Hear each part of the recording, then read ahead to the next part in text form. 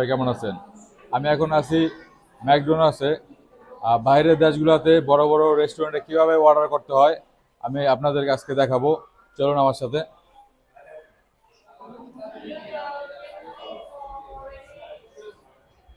Order নাও, star order. যেহেতু টেবিলে বসে খাবো,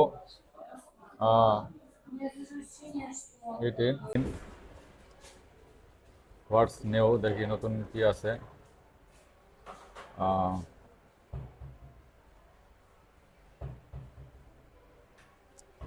আমি এটা খাবো, আইসক্রিমটা দেখি।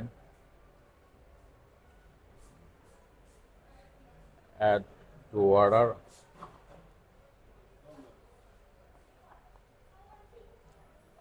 View order, not today. এখানে ডোনেট করতে বলতেছে, নট টুডে। তারপরে কমপ্লিট অর্ডার। আমি যেহেতু কার্ডে পেমেন্ট করব, পে হেয়ার।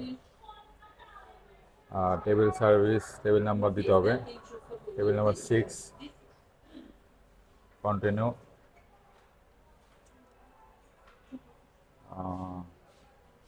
এবার কার্ড সিলেক্ট করতে হবে, মাস্টার কার্ড।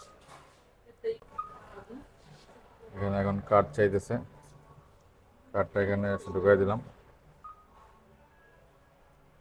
দেখি পেমেন্ট হয় কিনা।